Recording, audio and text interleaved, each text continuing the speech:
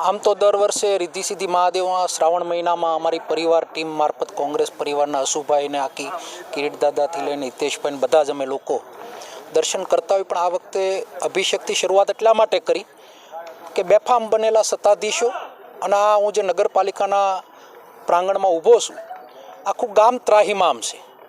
ગામ પોકારી રહ્યું છે કે આમાંથી અમને મુક્તિ આપો. ત્યારે કોંગ્રેસ પરિવારે હંમેશા કોઈ પણ ખોટા કાર્યની આગેવાની લીધી છે ને એના ભાગરૂપે આજે આવેદનની મુદ્દાઓમાં 18% હાઉસ ટેક્સની ઉપર વ્યાજ. હું આ મીડિયા મારફત સરકારને પૂછવા માગું છું કે એક બાજુ ગૃહમંત્રી વ્યાજખોરોને જેલમાં પૂરવાની વાતો કરે છે, બેન્કિંગ વ્યાજ 8%, 9%, 18% એટલે પઠાણી વ્યાજ થયું ગણાય, તો શું આ નગરપાલિકાના ચીફ, નગરપાલિકાના પ્રમુખને જેલમાં પૂરવાનું કામ કરશે ખરા?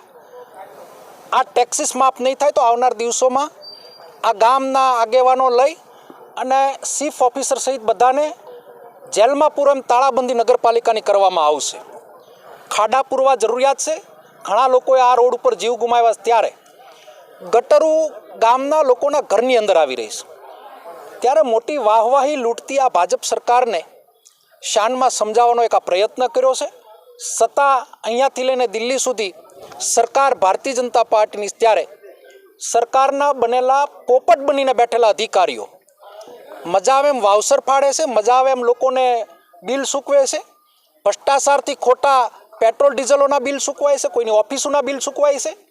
ત્યારે શાનમાં સમજાવવા આવ્યા છે. આવનાર દિવસોમાં જો આ વાત સમજણપૂર્વક નહીં સમજાય તો શેરી અને મહોલ્લા સુધી આ વાતને લઈ અને જનજાગૃતિ સાથે આવનાર દિવસોમાં નગરપાલિકાને ફરી વખત તાળાબંધીનો કાર્યક્રમ આપવામાં આવશે.